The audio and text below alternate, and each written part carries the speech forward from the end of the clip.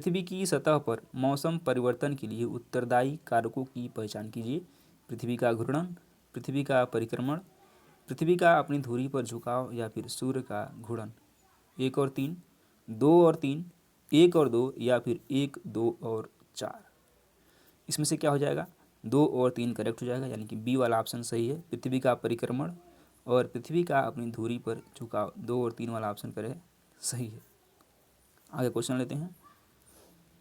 सूची 2 में डालना है। एक तरफ दिया गया है उद्योग और दूसरी तरफ दिया गया उत्पादन का केंद्र। सीमेंट एक उद्योग है और इसका जो उत्पादन केंद्र है यह कहाँ पर है? यह द्वारका में है। एल्युमिनियम उत्पादन केंद्र कहाँ पर है? यह कोरबा में है। और लौह इस्पात उत्पादन केंद्र कहाँ पर है? ये भद्रावती में है। और वस्त्र उत्पादन केंद्र यहाँ पे फगवाड़ा में है। तो इस तरह से ए का 3, बी का 4, ए का 3, बी का 4 ऑप्शन नंबर ए में दिया गया है और ए वाला क्या हो जाएगा? सही सुमेलित हो जाएगा। इस तरह से ए ऑप्शन सही है। अगला क्वेश्चन लेते हैं। निम्नलिखित में से कौन सा युग्म सुमेलित नहीं पूछा गया है? बोगाईगांव, इंजीनियरिंग, जामुल, सीमेंट, नाम रूप, उर्वरक, राजमुंदरी, कागज। तो इसमें से कौन सा सुमेलित नहीं है? तो जो नाम रूप है वही वाला क्या है? सुमेलित नहीं है। ऑप्शन नंबर सी करेक्ट हो जाएगा। बोगाईगांव कहाँ पे है? ये असम में है। एक शोधनशाला है। यहाँ वर्ष 1979 से उत्पादन आरंभ हुआ। इसकी क्षमता 13.5 लाख टन प्रति वर्ष है, जबकि वास्तविक उत्पादन 11.6 लाख प्रति टन वर्ष है। जामुल में सीमेंट उद्योग, यानी जामुल कहाँ पे है? छत्तीसगढ़ में है। सीमेंट उद्योग है। और नाम रूप में उर्वरक नहीं है, बल्कि ये कहाँ पर है? नाम रूप असम में भी है, लेकिन यहाँ पे ये उर्वरक नहीं है। तो ऑप्शन नंबर सी करेक्ट हो जाएगा। अगला क्वेश्चन लेते हैं। किसने भौतिक भूगोल शब्द का प्रयोग सामान्य भूगोल के लिए किया था? कार्ल रिटर, हम्बोल्ट, रेडजेल या फिर रिच्थॉफन ने भौतिक भूगोल का प्रयोग किसके लिए किया था? सामान्य भूगोल के लिए ये किया था हम्बोल्ट ने। बी ऑप्शन सही है। सिंधु जल संधि 1960 के विनियमन के अनुसार भारत सिंधु नदी का केवल कितना प्रतिशत जल ही उपयोग कर पाएगा? सिंधु जल संधि 1960 के तहत बात हो रही है 58 नंबर की बात। तो ये हो जाएगा 20%, यानी कि सिंधु जल संधि 1960 के विनियमन के अनुसार भारत जो सिंधु नदी का जल है वो केवल 20% उपयोग कर पाएगा या फिर कर सकता है। बी ऑप्शन सही है। फिर से कूट वाला क्वेश्चन है, आइए देखते हैं। इसमें दिया है उत्पादन के कारक और अपर्दन के कारक और अपर्दन के लक्षण। बहता जल यह अधः कर्पित विसर्ग का एग्जाम्पल है। बहता जल अधः कर्तित विसर्ग। गतिशील हिम यह नीलंबी घाटी का एग्जाम्पल है, यानी कि कारण है। बहती हवा यह चपाकार टिब्बा। लहर का टकराना शीर्ष और खाड़ी। इस तरह से हो जाएगा आपका ए का ए, बी, सी और डी ले लीजिए। तो ए का हो जाएगा 2, बी का हो जाएगा 1, सी का हो जाएगा 4 और डी का हो जाएगा 3। तो इस तरह से ए का 2, बी का 1, सी का 4 और डी का 3, इस तरह से इसका मैच है। आइए अगला क्वेश्चन लेते हैं। इसमें बी वाला ऑप्शन सही था। अगला क्वेश्चन लेते हैं। निम्नलिखित में से किस वैज्ञानिक ने वर्ष 1687 में ज्वार भाटा तथा चांद और सूर्य के ज्वार भाटा पैदा करने वाले बल की पहली बार तार्किक व्यवस्था प्रस्तुत की थी? John Dalton, Gregor Mendel, Isaac Newton या फिर अल्बर्ट आइंस्टीन ने यह किया था? आइजक न्यूटन ने। सी विल बी राइट। अगला क्वेश्चन। उष्णकटिबंधीय मरुस्थल का विस्तार किन अक्षांशों के बीच पाया जाता है? 15 से 30 डिग्री दक्षिणी, 15 दक्षिणी से 30 डिग्री दक्षिणी, ए व बी दोनों या फिर इनमें से कोई नहीं। तो कितना पाया जाता है? ए व बी दोनों पाया जाता है। ऑप्शन नंबर सी करेक्ट है। लास्ट क्वेश्चन आज के सेशन का। स्थल मंडलीय पट्टिकाओं के रचनात्मक उपांत को निम्नलिखित में से किसके द्वारा अभिव्यक्त किया जाता है? यूराल पर्वत, मेरियाना खाई, सिंधु गंगा मैदान या फिर मध्य अटलांटिक कटक। बात करते हैं, देखिएगा मध्य अटलांटिक कटक। डी ऑप्शन करेक्ट है। तो सेशन को यहीं तक समाप्त करते हैं और उम्मीद करते हैं सेशन आपको पसंद आएगा। सेशन पसंद है वीडियो को लाइक कर लीजिए और चैनल को अभी तक आपने सब्सक्राइब नहीं किया तो सब्सक्राइब करिए। धन्यवाद। Hello friends, welcome to my YouTube channel universe classes. स्वागत है आपका यूनिवर्स क्लासेज में। और इस वीडियो हम बात करने वाले हैं TGT, PGT, even LT grade और केबीएस के लिए भूगोल के कुछ महत्वपूर्ण प्रैक्टिस सेशन की, जो कि रोज़ होती है चलिए लेते हैं, आज काफ़ी अच्छे अच्छे क्वेश्चन हैं और इसमें बताइएगा कितना आपका सही कर पा रहे हैं। लेते हैं आज का पहला क्वेश्चन। पृथ्वी पर उपोष्ण वायु दाब की पेटी को भी कहा जाता है डोलड्रम, अश्वक्षांश, व्यापारिक पवन या फिर पछुआ हवाएं। तो इसको कहते हैं अश्वक्षांश। ऑप्शन नंबर बी करेक्ट हो जाएगा। अगला क्वेश्चन, वह समुद्री सीमा जहां तापमान तेजी से कम होता है, थर्मोस्फीयर, थर्मोक्लाइन, हेलोस्फीयर या फिर हेलोक्लाइन। तो इसको बोलते हैं थर्मोक्लाइन। बी ऑप्शन क्या है, सही है। और महासागरीय जल की ऊपरी एवं निचली परतों का जो अलगाव होता है एक ऐसी संक्रमण परत से होता है जिसमें गहराई के साथ तापमान में तेजी से परिवर्तन होता है। इस परत को थर्मोक्लाइन परत कहते हैं, जिसका विस्तार 300 से 1000 मीटर की गहराई तक होता है। कितना? 300 से 1000 मीटर की गहराई तक होता है। तो ऑप्शन नंबर बी करेक्ट है, थर्मोक्लाइन। अगला क्वेश्चन लेते हैं।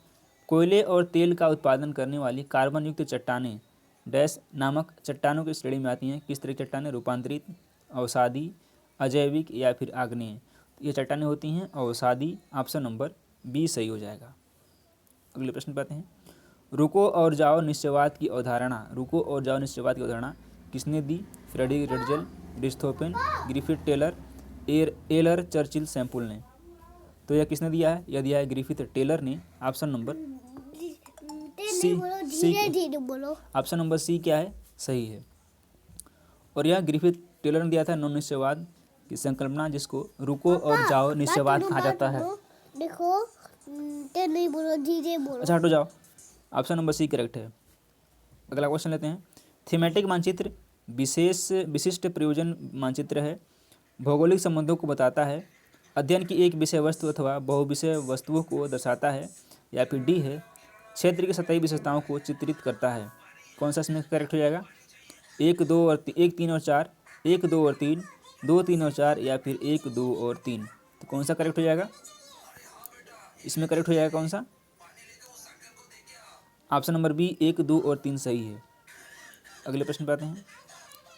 सूची 1 को सूची 2 से शामिल करना है, बताना है कौन सा करेक्ट हो जाएगा। आइए देख लेते हैं। एनीमोमीटर, ये क्या है?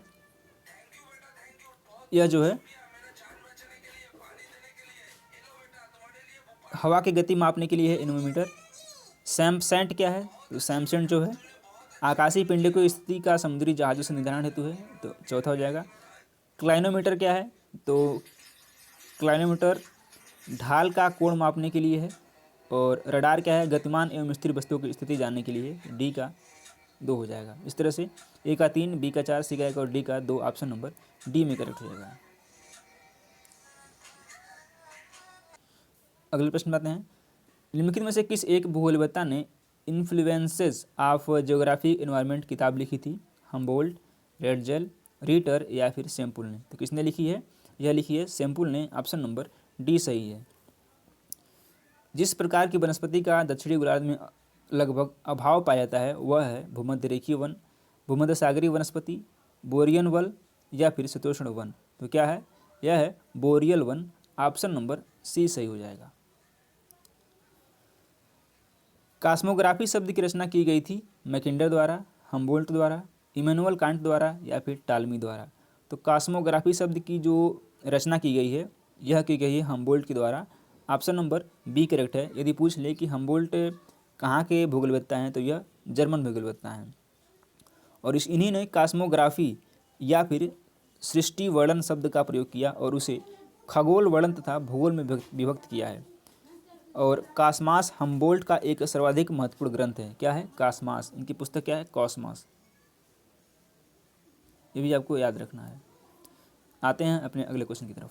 और अगला क्वेश्चन फिर से कूट से रिलेटेड है। आइसो एलाइन क्या होता है? आइसोवाल क्या होता है? आइसो हाइट क्या होता है? आइसोबार क्या होता है? इसमें देखते हैं। तो आइसो एलाइन क्या होता है? इसको कहते हैं समगति, यानी कि और आइसोवाल क्या होता है? यह समगति को प्रदर्शित करने वाली रेखाएं होती हैं। आइसोवाल क्या है? समगति, आइसोवाल जो है ये आइसो हेलाइन जो होगा ये लवणता है और आइसो हेलाइन समगति। आइसो हाइट क्या है? तो आइसो हाइट जो है समवर्षा है। और आइसोबार क्या है? ये दबाव है। ए का 2, बी का 3, सी का 1, ए का 2, बी का 3, सी का 1 और डी का 4। ऑप्शन नंबर डी में दिया गया है सी में, तो सी करेक्ट हो जाएगा। बेंगुला धारा किस महासागर में प्रवाहित होती है? प्रशांत महासागर, हिंद महासागर, अंध महासागर या फिर आर्कटिक महासागर? यह प्रवाहित होती है कहाँ पे? अंध महासागर में। ऑप्शन नंबर सी बिल्कुल करेक्ट हो जाएगा। अगला प्रश्न, निम्नलिखित में से कौन सा एक ऑक्सीजन के पुनर्चक्रण अवधि के लिए सही है?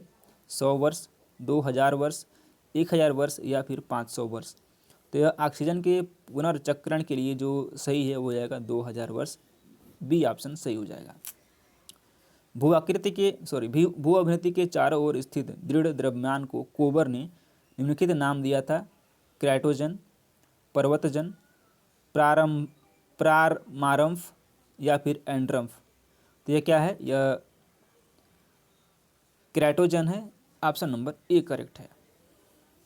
सर्दी के मौसम के दौरान भारत के उत्तर पश्चिमी भाग में निम्नलिखित में से किस कारण से वर्षा होती है? तड़ित झांझा, लौटता हुआ मानसून, पश्चिमी विक्षोभ या फिर उष्णकटिबंधीय चक्रवात? तो कैसे वर्षा होती है? यह पश्चिमी विक्षोभ से होती है। ऑप्शन नंबर सी करेक्ट हो जाएगा। वर्तमान विगत की कुंजी है, यह कथन किसका है? Walther Penck, WM Davis, Huntington या फिर जेम्स हटन का? तो यह कथन किसका है? यह कथन है जेम्स हटन का। जेट स्ट्रीम नामक पवन पट्टी पाई जाती है निम्न क्षोभ मंडल में, मध्य क्षोभ मंडल में, ऊपरी क्षोभ मंडल में या फिर संपूर्ण क्षोभ मंडल में? तो यह पाई जाती है ऊपरी क्षोभ मंडल में। ऑप्शन नंबर सी करेक्ट है। न्यू इंग्लैंड औद्योगिक प्रदेश निम्नलिखित देशों में से किसमें स्थित है? संयुक्त राज्य अमेरिका, ऑस्ट्रेलिया, यूनाइटेड किंगडम या फिर कनाडा? यह स्थित है कहाँ पे? संयुक्त राज्य अमेरिका में।